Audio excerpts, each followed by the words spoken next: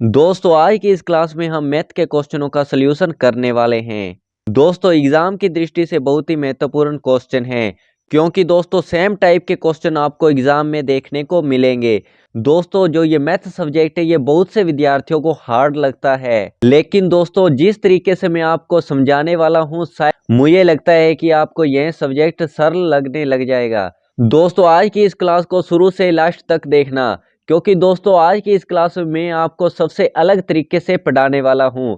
तो दोस्तों अगर आप चैनल पर नए हो तो चैनल को सब्सक्राइब एंड बेल आइकन को प्रेस कर कर रख लें, ताकि आप हमारी कोई भी क्लास मिस ना कर पाओ, ताकि आप 12,000 रुपए की छात्रवृत्ति प्रतिवर्ष प्राप्त कर पाए। तो दोस्तों समय का सदुपयोग करते हुए इस क्लास को शुरू करते हैं। आज की इस क्लास का फर्स्ट क्वेश्चन है 8 इंटू -3 प्लस 10। तो दोस्तों चलिए देखते हैं हम इसे किस तरह से सल्यूशन करते हैं। दोस्तों 8 को 3 से गुणा करते हैं तो 24 आता है। दोस्तों यहाँ पे माइनस है तो माइनस, प्लस 10। तो दोस्तों एक माइनस का चिन्ह है और एक प्लस का है, यानी घटेंगे। तो दोस्तों 24 में से 10 घटेंगे तो 14 आएंगे। तो दोस्तों यहाँ पे माइनस बड़ी संख्या के आगे लगा है, इसलिए यहाँ पे लगेगा माइनस। तो दोस्तों ऑप्शन नंबर 3 हमारा सही आंसर होगा। दोस्तों नेक्स्ट क्वेश्चन 5/6 दिया हुआ है, इसका हमें तुल्य भिन्न ज्ञात करना है। दोस्तों हमें ऊपर नीचे 3 से मल्टीप्लाई करते हैं तो 5 इंटू 3 15, और 6 को 3 से करते हैं तो 18, यानी हमारा ऑप्शन नंबर 4 सही होगा। तो दोस्तों हम नेक्स्ट क्वेश्चन की तरफ बढ़ते हैं। तो दोस्तों ये काफ़ी आसान क्वेश्चन है, आपको समझने में दिक्कत बिल्कुल भी नहीं होने वाली। दोस्तों हम नेक्स्ट क्वेश्चन को देखते हैं। तो इसमें दिया हुआ है 8.4 और दिया हुआ है 7.6 और दिया हुआ है 9.2। तो दोस्तों हमें कुछ नहीं करना, इन सभी को जोड़ना है। तो दोस्तों हम इन सभी को जोड़ते हैं तो हमारे पास आता है 5.2। तो दोस्तों हम इसमें 3 का भाग देते हैं तो हमारा आंसर आता है 8.4। तो दोस्तों ये काफ़ी आसान क्वेश्चन था। दोस्तों हम नेक्स्ट क्वेश्चन को देखते हैं। तो यहाँ पे दिया है 4x - 3 बराबर 33।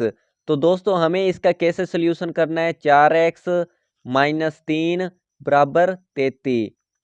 तो दोस्तों क्या करना है, 4x, दोस्तों यहाँ पे -3 है और ये बराबर के दूसरी साइड जाएगा तो ये प्लस में हो जाएगा। तो दोस्तों यहाँ पे x बराबर यहाँ पे 36 है और यहाँ पे जो 4 है वो इसके मल्टीप्लाई में, तो इसके जाएगा भाग में। तो दोस्तों हम 4 का 36 में भाग देते हैं तो हमारा आंसर आता है 9। तो यानी ऑप्शन नंबर 3 हमारा सही आंसर होगा। दोस्तों आप इसको नोटबुक में नोट डाउन करते रहें। दोस्तों आपको इसकी प्रैक्टिस भी करनी चाहिए, तभी आपको ये क्वेश्चन समझ में आएंगे। तो चलिए दोस्तों हम नेक्स्ट क्वेश्चन को देखते हैं। तो दोस्तों हमारा जो नेक्स्ट क्वेश्चन है, तो दोस्तों पहले हम इसका थोड़ा बेसिक समझते हैं कि हमें परसेंट कैसे ज्ञात करना है और इसको संख्या में कैसे कन्वर्ट करना है। दोस्तों किसी संख्या को प्रतिशत में बदलने के लिए 100 का मल्टीप्लाई किया जाता है और किसी प्रतिशत को संख्या में बदलने के लिए 100 का भाग किया जाता है। दोस्तों ये दो चीज़ें आप नोट डाउन कर लीजिए। तो दोस्तों देखते हैं कि हम इसे किस तरह से सल्यूशन करते हैं। तो दोस्तों यहाँ पे 50% दिया है, यानी हमें इसे संख्या में बदलना है और संख्या में बदलने के लिए हमें 100 का भाग देना होता है।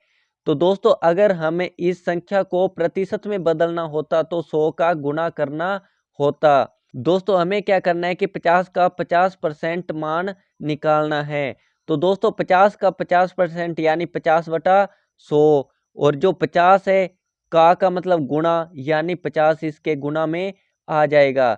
0 से 0 काट दी और 5 एकम 5 और 5 दूना 10, और जब हम 50 में 2 का भाग देते हैं तो हमारा आंसर आता है 25। तो दोस्तों नेक्स्ट क्वेश्चन को देखते हैं। तो यहाँ पे दोस्तों x का मान ज्ञात करना है।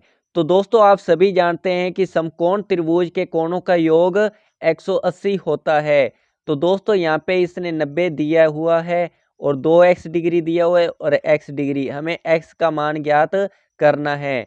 2x plus x plus 90 degree बराबर 180, यानी इनके कोणों का योग 180। तो दोस्तों 2x प्लस x यानी 3x। तो दोस्तों ये 90 है जो इसके प्लस में है तो उधर जाएगा तो माइनस में। दोस्तों 180 में से 90 गया 90। और दोस्तों जो ये 3 इसके मल्टीप्लाई में तो उधर जाएगा तो भाग में। तो दोस्तों 90 के अंदर हम 3 का भाग देते हैं तो हमारा आंसर आता है 30 डिग्री। तो दोस्तों ऑप्शन नंबर 4 हमारा सही आंसर होगा। दोस्तों साथ में आप इन सभी को नोट डाउन करते आएं। तो दोस्तों हम नेक्स्ट क्वेश्चन को देखते हैं। तो हमारा जो नेक्स्ट क्वेश्चन है, रवि 8,000 रुपये में टीवी खरीदा तथा उसे बेचकर 20% लाभ कमाया, टीवी का विक्रय मूल्य होगा। दोस्तों ये काफी आसान क्वेश्चन है पर आपको ये कठिन लग रहा होगा। तो चलिए दोस्तों देखते हैं इसका कैसे सल्यूशन करना है। तो दोस्तों सिंपली क्या करना है, आपको मैंने बताया हुआ है कि कोई संख्या अगर प्रतिशत में, उस संख्या का हमें 100 से भाग देना होगा। तो दोस्तों हमें क्या करना है, 20 का 100 में भाग देना है। तो दोस्तों हमें यहाँ पे रुपए दिए हुए 8,000, इसको मल्टीप्लाई करना है इसके साथ। तो दोस्तों 2 जीरो से 2 जीरो काट दी। दोस्तों यहाँ पे 80 है, यहाँ पे 20। दोस्तों हम 20 को 80 से मल्टीप्लाई करते हैं 1600। तो दोस्तों जब 1600 के अंदर हम 8,000 रुपये जोड़ते हैं तो हमारा आंसर आता है 9600, यानी 9,600। दोस्तों अगर आप इन सभी की प्रैक्टिस करोगे तो आपको ये मैथ काफ़ी आसान लगने लग जाएगी।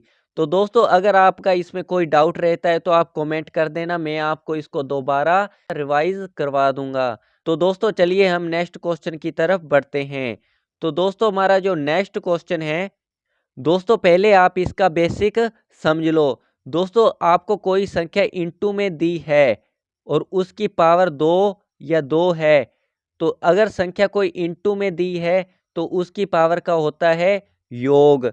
अगर दोस्तों यही संख्या भाग में दी होती तो उसकी पावर का होता माइनस।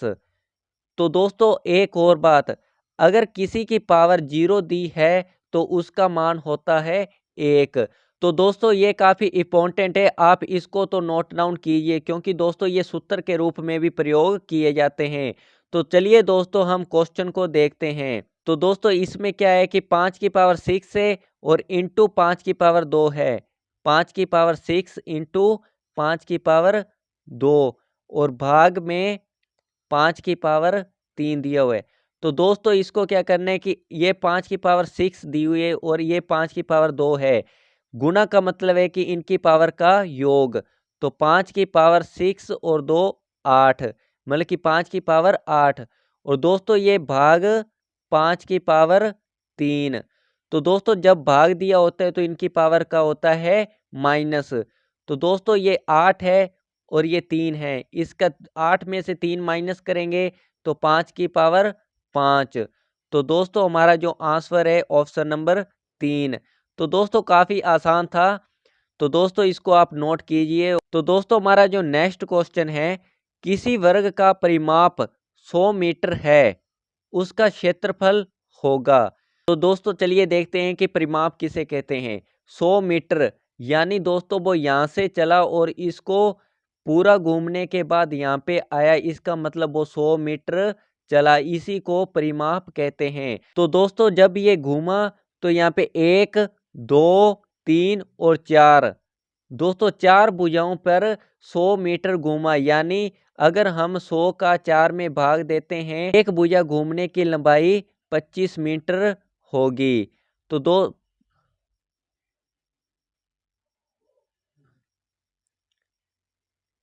एक भुजा घूमने की लंबाई 25 मीटर होगी। तो दोस्तों हमें पता है कि वर्ग का क्षेत्रफल भुजा इंटू भुजा होता है। 25 को हम 25 से मल्टीप्लाई करते हैं तो 625 आता है, यानी ऑप्शन नंबर 4 हमारा सही आंसर होगा। तो चलिए दोस्तों हम नेक्स्ट क्वेश्चन को देखते हैं। दोस्तों इसमें क्या करना है कि आपको दिया हुआ है 4 से 1/2 प्लस 3 से 1/4। तो दोस्तों इसका सल्यूशन किस तरह से करते हैं। तो दोस्तों जो नीचे है इसको तो मल्टीप्लाई करते हैं, ऊपर वाली संख्या को प्लस, इसे मल्टीप्लाई ऊपर वाली संख्या को प्लस। 2 को 4 से गुणा किया तो 4 दूना 8, 8 प्लस 1 9, 9 बटा ये 2 और प्लस इसी तरह से 4 को 3 से मल्टीप्लाई किया, 4 तिये 12 प्लस 1 12 1 13, 13 बटा 4। तो दोस्तों ये काफ़ी आसान है। दोस्तों अब हमें क्या करना है कि इनका एलसीएम लेना है।